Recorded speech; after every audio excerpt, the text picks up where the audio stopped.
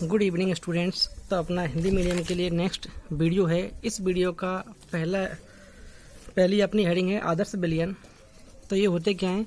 तो ऐसे विलयन जो राउल्ट के नियम को फॉलो करते हों, लेकिन ध्यान रखना है ये जो आपके नियम फॉलो हो रहे हैं ना, ये सभी आपके ताप और सांद्रता पर वैलिड है। तो आपको सिंपल एक लाइन बोलनी है, ऐसे विलयन जो सभी ताप एवं सांद्रता पर राउल्ट के नियम की पालना करते हों उन्हें बोलते हैं आदर्श विलयन।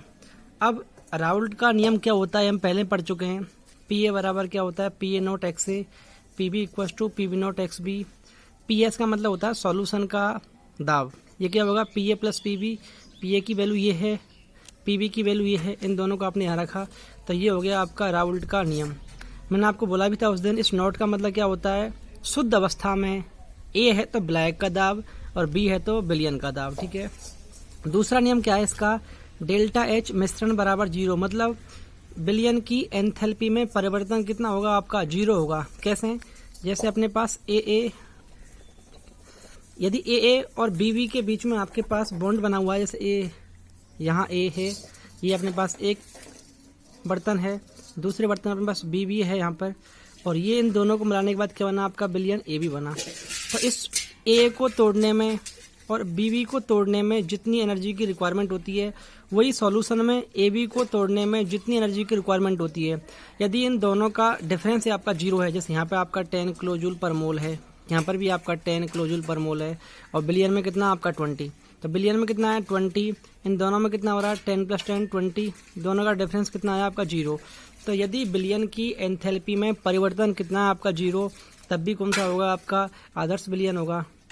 दूसरा का आपका आयतन में परिवर्तन, विलयन के आयतन में परिवर्तन कितना आपका? 0। वही सेम, जैसे ये आपका पहला बर्तन है, इसका माना कि आपका आयतन 10 लीटर है, सेम इसका आयतन कितना आपका? 20 लीटर। दोनों बर्तनों को आपस में मिक्स कर दिया आपने, और ये बन गया आपका ए प्लस बी का विलयन। इस विलयन का आयतन आपका यदि 30 ml है या 30 लीटर है, तो देखो दोनों में चेंज कितना हो रहा है? विलयन में कितना है? 30।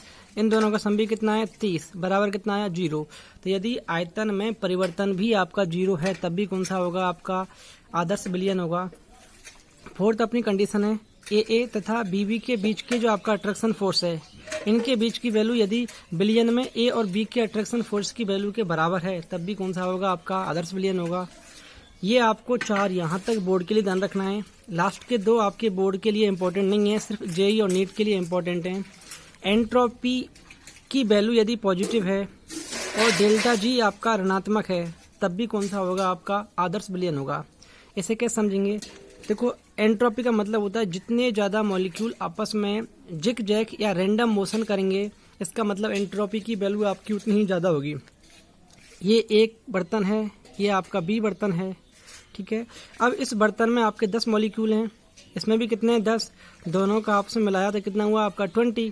तो देखो विलयन में कितना हो रहा है? 20 मॉलिक्यूल हो रहे हैं, और मैंने बोला भी था आपको जितने ज़्यादा मॉलिक्यूल आपस में जिग जैग मोशन करेंगे, एंट्रोपी की वैल्यू उतनी ही ज़्यादा होगी। फिर डेल्टा जी भी क्या होगा? आपका लेस देन होगा। ये अपने को ध्यान रखना है। अब इसके उदाहरण बड़े इंपॉर्टेंट हैं।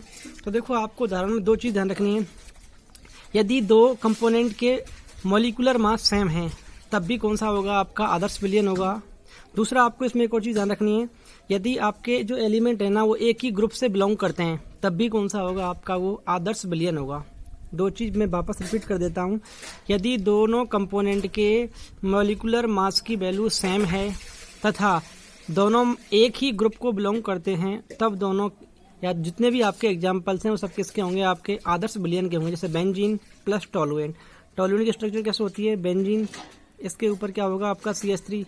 देखो बेंजीन में भी 6 कार्बन है, यहाँ पर भी कितने हैं? 7 कार्बन। तो लगभग आपका मॉलिक्यूलर मास, द्रव्यमान भार क्या होगा? आपका सेम होगा, तब क्या होगा? आपका आदर्श विलयन होगा।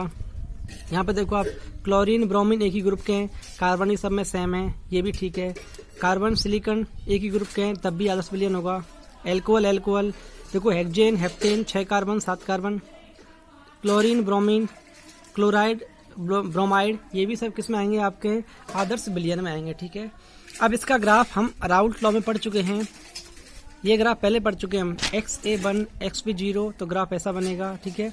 ये ध्यान रखना, ये लाइन अपने खींचनी है। ये लाइन किसकी, आपकी बिलियन का कुल प्रेशर होगा, दाब होगा, जो आपका PA प्लस PB के बराबर होगा।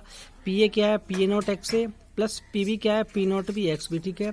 वाष्प दाब और मोल भिन्न में ग्राफ हम पहले खींच चुके हैं, ठीक है।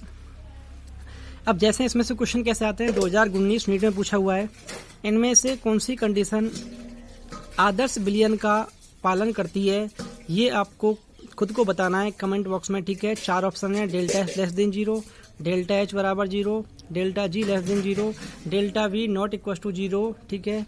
ये करना है, सॉल्व नहीं आया तो कमेंट करना है, ठीक है। अब आदर्श विलयन हो गया बच्चों, कौन से आपके अनआदर्श विलयन। तो ऐसे विलयन जो राउल्ट के नियम की पालना नहीं करते हैं उन्हें बोलते हैं आदर्श विलयन। तो जो हमने आदर्श विलयन में पढ़ा है ना, वहाँ पे बस अपने को नॉट इक्वल टू लगाना है। तो देखो PA नॉट इक्वल टू ये, यहाँ पर भी नॉट, यहाँ पर भी नॉट, यहाँ पे नॉट, तो जितने भी पढ़े हैं सब में अपने को नॉट इक्वल टू 0 करना है, ठीक है। तो ये होते हैं अनआदर्श विलयन। अब इनके वापस अपने पास 2 टाइप हैं, ठीक है। 2 टाइप कौन कौन से होंगे, एक तो ऐसे विलयन जो धनात्मक विचलन दर्शाते हैं, और एक ऐसे विलयन जो आपके ऋणात्मक विचलन दर्शाते हैं, ठीक है। तो अपने पास पहली हेडिंग है धनात्मक विचलन दर्शाने वाले अनादर्श विलयन। तो देखो धनात्मक मतलब क्या होगा, ग्रेटर देन 0 होगा आपका, इसका मतलब आपका साइन भी यही होगा सेम। तो देखो PA बड़ा है इससे, ठीक है, सब जगह साइन आपका ये हो जाएगा, ठीक है। इसे बोलते हैं धनात्मक विचलन दर्शाने वाले विलयन, ठीक है। अब इनके एग्जाम्पल आपको ध्यान रखने हैं। तो देखो एग्जाम्पल में मैं आपको कुछ 2-3 ट्रिक बता रहा हूँ जो आपको ध्यान रखनी है। इन धनात्मक विचलन दर्शाने वाले एग्जाम्पलों में आपको यदि कहीं पर OH ग्रुप दिख जाए, एल्कोहल, ठीक है, ये आपके पास CH2 दिख जाए, ये आपके पास CCl4 दिख जाए, इन तीनों में से यदि आपके पास कोई भी दिख जाए तो आप समझ जाना ये पक्का क्या होंगे, आपके धनात्मक विचलन दर्शाएंगे, कोई 1-2 एक्सेप्शन को छोड़कर, ठीक है। तो देखो अपने पास एल्कोहल है, धनात्मक विचलन होगा इन दोनों का कॉम्बिनेशन। ये एथेनॉल है, इसका नाम क्या होता है, एसीटोन। एल्कोहल है, इसको छोड़कर देखो CH2 है, CCl4 टोलुएन है, CCl4 आ गया आपका, देखो मैं लिखा हुआ था, CH2 भी है, CCl4 भी है, OH भी है। अगला CCl4 है, एल्कोहल है, ठीक है।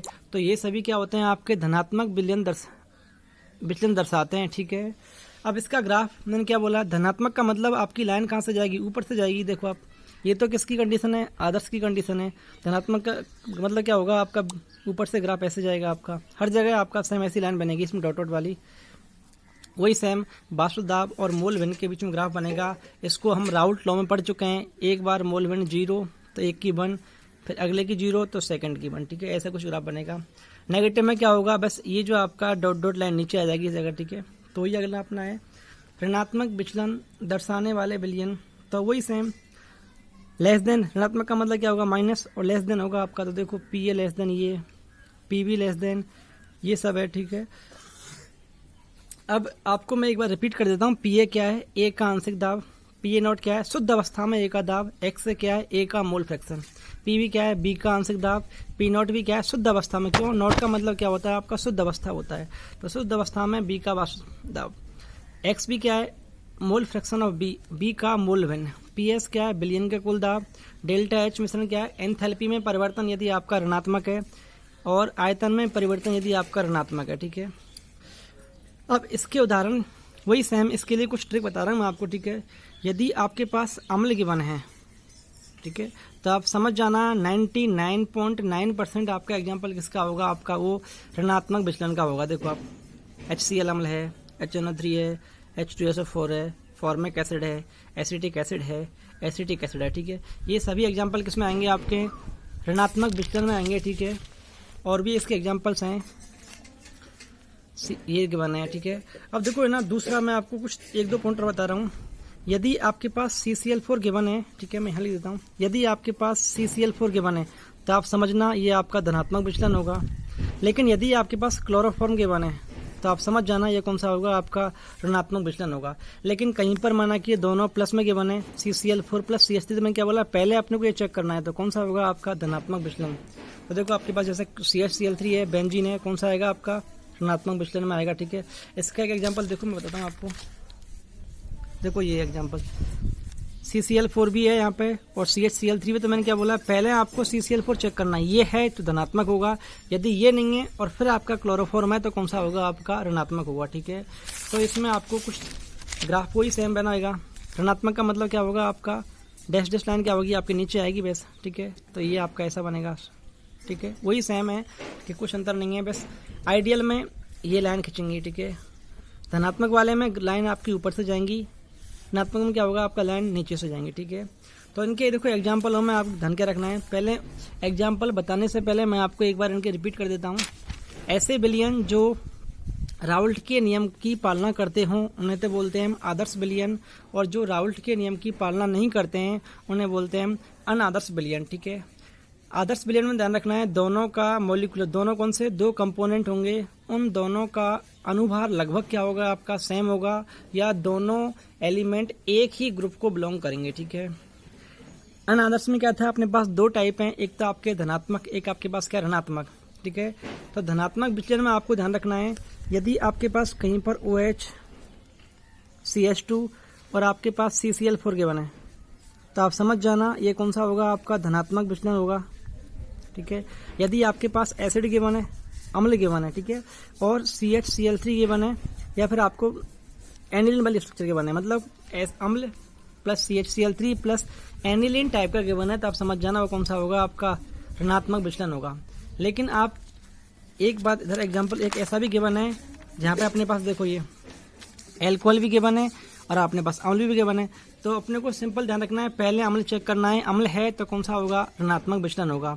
अम्ल नहीं है उसके बाद यदि आपका क्या है OH के बने तो कौन सा होगा, आपका ऋणात्मक विचलन होगा। ठीक है, सो धनात्मक होगा। ठीक है, ये अपने को ध्यान रखना है।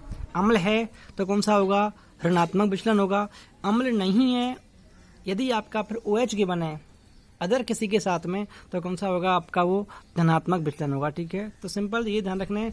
ग्राफ में ध्यान रखना है, यदि आपका धनात्मक विचलन है तो डॉटेड कौन सी आएगी, आपकी ऊपर वाली लाइन आएगी, सब ऊपर जाएंगे। ठीक है, ऋणात्मक में क्या होगा, आपका ये जो डैश लाइन क्या आएगी, आपकी नीचे आएगी। ठीक है, तो ये अपने पास आदर्श अनादर्श विलयन खत्म हो गए। ठीक है, अब देखो ये जो आपको मैंने शॉर्ट फॉर्म लिखी है ना, इसको आपको ऐसे लिखना नहीं है, आपको यहाँ पे लिखना है एंथैल्पी में परिवर्तन।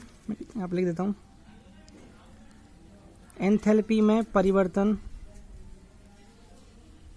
ठीक है, इसका मतलब क्या है, आयतन में परिवर्तन, विलयन के आयतन में परिवर्तन। ठीक है, ये अपने को ध्यान रखना है। ठीक है,